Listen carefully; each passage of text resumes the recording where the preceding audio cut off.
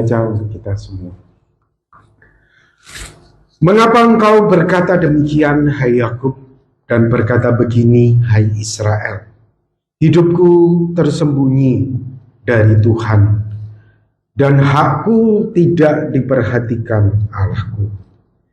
Tidakkah kamu tahu dan tidakkah kamu dengar? Tuhan ialah Allah yang kekal, yang menciptakan bumi dari ujung ke ujung. Ia tidak menjadi lelah dan tidak menjadi lesu, tidak terduga pengertiannya. Ia memberi kekuatan kepada yang lelah dan menambah semangat kepada tiada yang berdaya. Orang-orang muda menjadi lelah dan lesu, dan teruna-teruna jatuh tersandung. Tetapi orang-orang yang menanti-nantikan Tuhan mendapat kekuatan baru. Mereka seumpama Raja Wali yang naik terbang dengan kekuatan sayapnya. Mereka berlari dan tidak menjadi lesu. Mereka berjalan dan tidak menjadi lelah. Amin. Bapak Ibu Saudara yang dikasihi oleh Tuhan, kita bersyukur bahwa Tuhan telah menolong kita untuk kita bisa melewati tahun 2023. Dan tema kita hari ini adalah semangat baru. Biasa Bapak Ibu Saudara, kalau kita menghadapi tahun baru atau hidup baru, kita pasti juga awali dengan semangat baru. Sesuatu yang baru itu pasti semangat baru. Bayangkan Bapak Ibu Saudara, ketika kita kecil, ketika kita belajar untuk melihat dan mengenal, oh itu toko, oh itu mall, itu gunung. Saudara, dari kacamata seorang anak kecil, hidup itu baru. Sehingga mereka itu menghadapinya itu dengan semangat. Ya, semuanya serba baru bagi dia di mata anak kecil, saudara. Oleh sebab itu tidak heran Tuhan Yesus berkata, kalau kamu mau masuk kerajaan surga, kamu harus jadi sama seperti anak kecil. Salah satu poinnya, saya katakan salah satu poinnya adalah berkaitan dengan semangat ini. Jadi anak kecil itu selalu semangat, saudara. Karena memang segala sesuatu baru bagi dia. Oh, itu ya Pak, yang namanya ini. Gimana sih Pak itu? Karena semuanya baru, Bapak Ibu Saudara, bagi seorang anak kecil. Nah, saudara, segala sesuatu dalam hidup kita yang baru pada umumnya juga akan memberikan semangat baru pula. Sebagaimana anak kecil melihat kehidupan. Dia berharap segala sesuatu indah seperti yang diharapkan. Namun permasalahan timbul, Bapak Ibu Saudara, ketika anak kecil ini mulai tumbuh dewasa dan dia mulai menghadapi sebuah realita, hidup baru yang dia jalani itu tidak seperti yang dia ingini. Saudara, kita memulai tahun yang baru 2024. Dan ketika kita nanti masuk, kita dengan harapan-harapan, dengan kerinduan-kerinduan, dengan doa-doa, dengan impian-impian. Namun permasalahan itu akan muncul, saudara, ketika hidup baru yang kita jalani itu tidak seperti yang kita inginkan. Karir kita, keuangan kita, tidak seperti yang kita inginkan. Saudara, nats yang kita baca tadi itu adalah nubuatan yang disampaikan Yesaya tentang Israel yang akan menjalani hidup baru sebagai tawanan, saudara. Jadi hidup baru tapi sebagai tawanan di pembuangan Babel. Nah, di dalam nubuatnya itu Yesaya menekankan bahwa Israel nanti akan mengeluh bahwa ternyata hidup baruku ini mengecewakan. Dan di situ Yesaya juga menjelaskan bahwa Tuhan mengizinkan hidup baru yang mengecewakan itu adalah untuk kebaikan Israel sebetulnya. Saudara, hal yang sama juga berlaku bagi kita. Seringkali Tuhan juga izinkan hal-hal itu mengecewakan. Kita memiliki harapan-harapan, impian-impian, dan Tuhan mengizinkan itu mengecewakan. Saudara, bahwa Tuhan lakukan itu untuk kebaikan kita. Kalau kita baca di dalam Ratapan pasal 3 ayat 32-33. Karena walau ia mendatangkan susah atas karirmu. Ia mendatangkan susah atas ekonomi. Ia mendatangkan susah mengizinkan kamu sakit. Ia mendatangkan susah kamu gak mendapatkan apa yang kamu impikan. Tapi perhatikan Bapak Ibu Saudara, natsnya tidak berhenti sampai di situ. Karena walau ia mendatangkan susah, ia juga menyayangi. Ini perlu menjadi catatan. Ia juga menyayangi menurut kebesaran kasih setianya. Karena tidak dengan rela hati ia menindas dan merisaukan anak-anak manusia. Ingat Bapak Ibu Saudara. Memang kita bersyukur ada banyak doa yang Tuhan sudah jawab. Ada banyak harapan yang Tuhan sudah kabulkan. Namun kita juga tidak pungkiri bahwa ada kesusahan-kesusahan juga yang Tuhan izinkan. Namun Tuhan berkata apa? Tidak dengan rela hati ia mendatangkan susah atas kita. Karena sebetulnya dia sedang berbuat baik kepada kita. Nah, Bapak Ibu Saudara, Yesaya menggambarkan Israel ini akan mengeluh, berkeluh kesah karena hidup baru tidak seperti yang diinginkan. Mengapa engkau berkata demikian, hai Yakub? Dan berkata begini, hai Israel, hidupku tersembunyi dan hakku tidak diperhatikan Allah. Saudara, kita punya hak. Aku kerja, dapat upah, itu hak. Saudara, upah kita tidak dibayar. Itu hak kita. Upah kita dibayar tapi setengah. Upah kita dibayar tapi cuma 1/10 mungkin. Saudara, hakku tidak diperhatikan Tuhan. Yang seharusnya itu menjadi bagianku untuk aku nikmati, untuk aku bisa menjadi milikku. Aku tidak diperhatikan oleh Tuhan. Itu kata Israel, saudara. Namun bagaimana tanggapan Yesaya ketika Israel mulai mengeluh? Saudara, tanggapan Yesaya menegaskan kepada bangsa Israel dan tentunya menegaskan kepada kita. Di tengah-tengah upah kita mungkin ya cuma setengah upah kita yang seharusnya ada uang cuti atau uang gaji ke-13 mungkin ya, atau nggak kita dapatkan, saudara.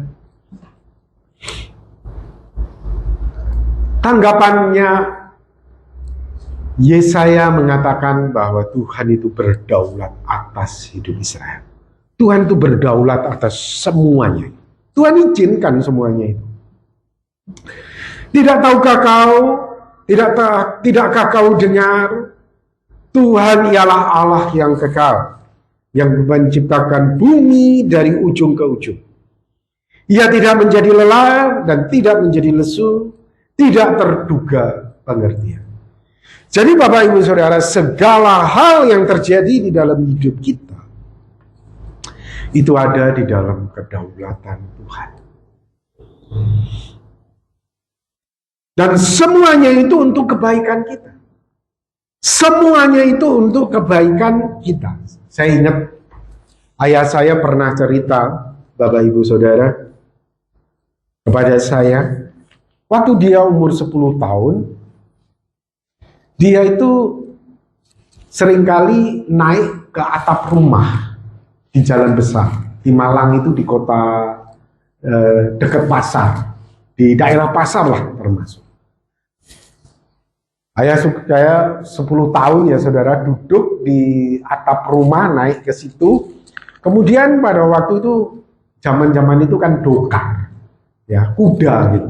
Nah, seringkali saudara kusirnya itu marah sama kudanya karena ngambek nggak mau jalan. Jadi keluar kata-kata kotor. Kata-kata kotor keluar. Wah.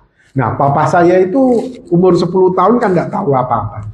Ngikut-ngikut saudara. Jadi kata-kata kotor itu keluar gitu. Wah. Nah, kakek saya, papahnya lihat. Namanya Liong, turun kamu. Ya. Langsung dihajar Bapak Ibu Saudara. Dihajar anak 10 tahun. Tapi papa saya berkata pada waktu sudah besar, tapi saya setelah besar, awalnya saya sakit hati sama papa saya. Tapi setelah besar saya ngerti. Sebetulnya dia cerita, papa saya menghajar saya itu bukan untuk mau menyiksa, tapi untuk kebaikan saya. Dia mau saya jadi orang baik. Nah, saudara, hal yang sama Tuhan lakukan bagi kita. Dia tempatkan kita di tempat yang kita tidak inginkan. Dia membiarkan hak kita itu tidak dibayarkan kepada kita nggak dapat. Seolah-olah kayak dipukul, dihajar gitu. Pok. Tapi sebetulnya, saudara, Bapak itu lakukan untuk kebaikan kita. Ingat Bapak Ibu Saudara, Tuhan itu berdaulat. Dan Tuhan lakukan itu demi kebaikan kita. Tuhan lakukan itu demi kebaikan kita. Bapak Ibu Saudara, karena Tuhan itu berdaulat atas hidup kita demi kebaikan kita, oleh sebab itu yang pertama, kita harus belajar untuk berdamai dengan diri kita sendiri. Dan menerima hidup yang kita jalani saat ini. Kita belajar berdamai. Hakku nggak aku dapat. Kita belajar berdamai, ya sudah, nggak apa-apa. Kita belajar berdamai dengan diri kita sendiri. Kita belajar berdamai dengan kehidupan yang kita tidak ingin. Saudara, karena kita yakini Allah sedang bekerja untuk kebaikan kita. Ibrani 12 ayat 5 sampai dengan 6.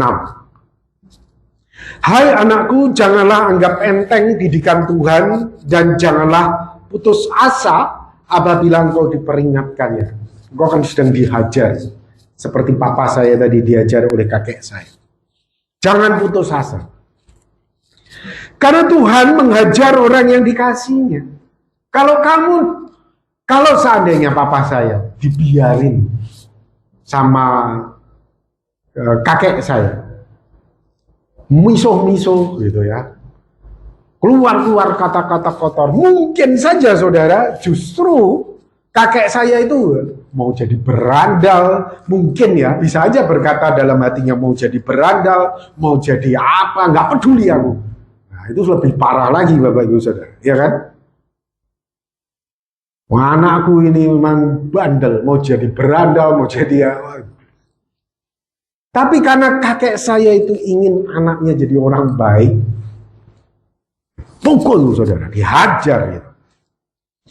Saudara, sama dengan kita.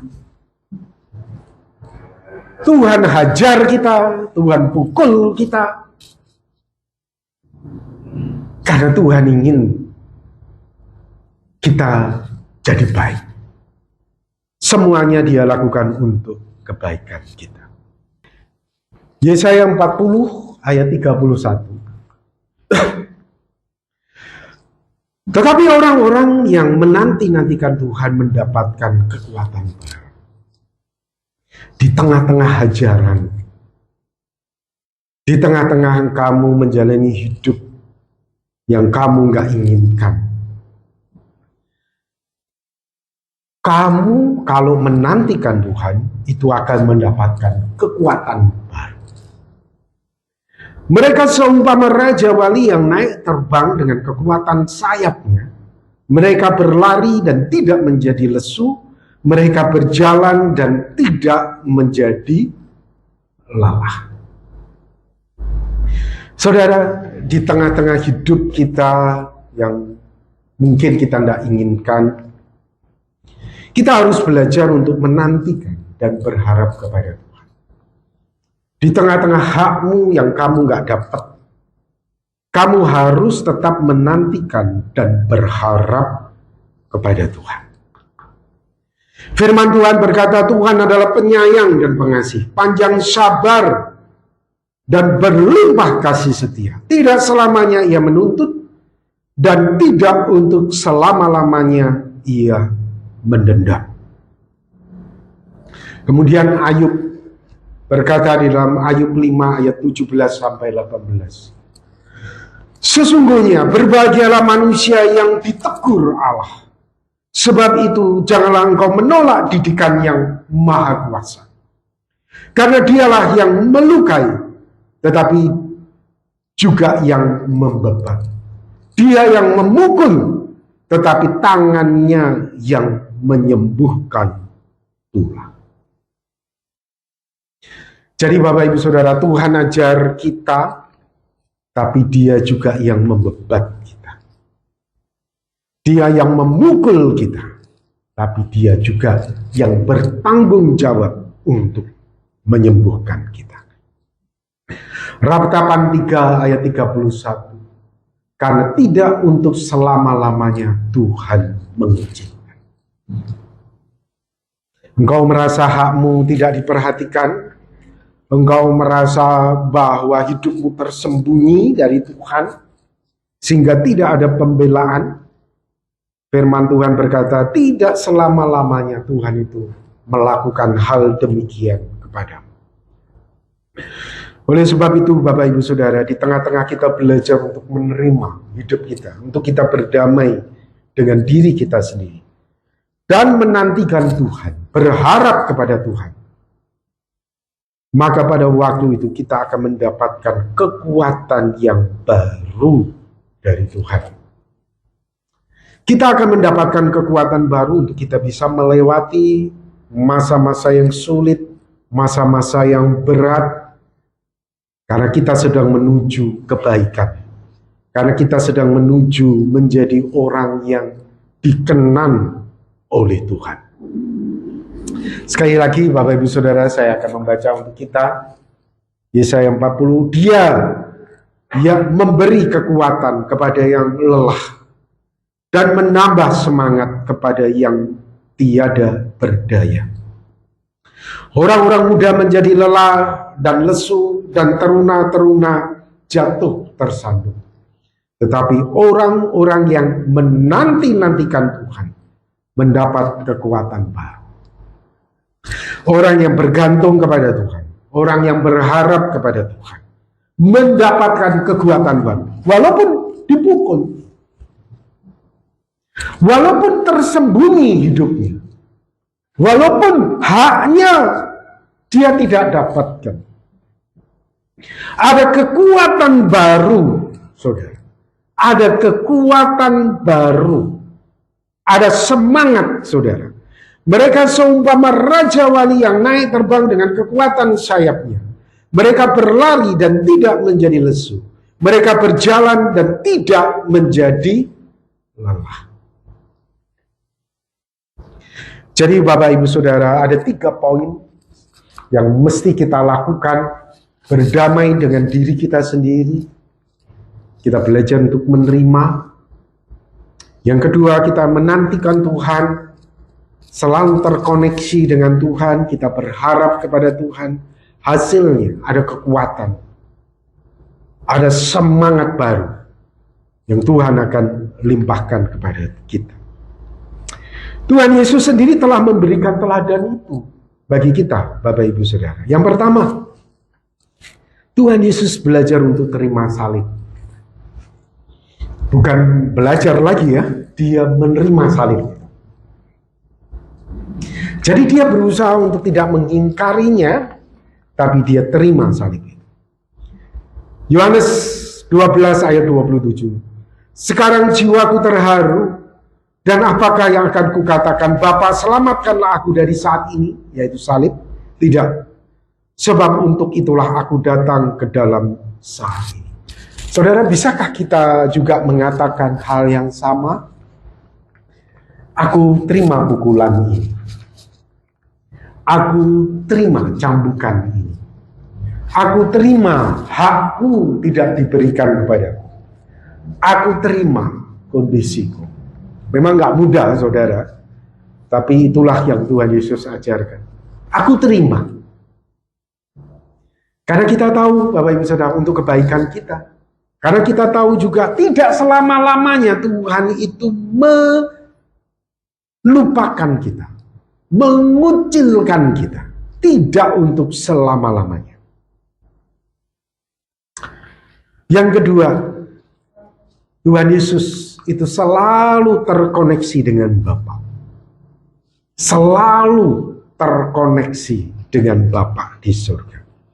Dan kita lihat juga bagaimana Tuhan Yesus senantiasa mengalami kekuatan supranatural sebagai seorang manusia.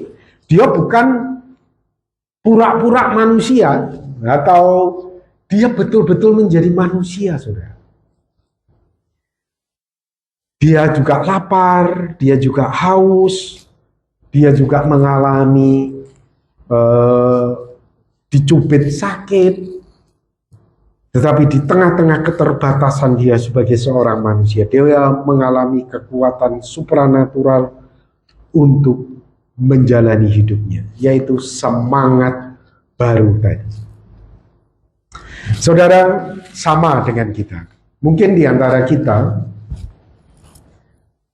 tutup tahun ini ada yang bersyukur, oh puji Tuhan, tahun 2023 aku diberkati oleh Tuhan.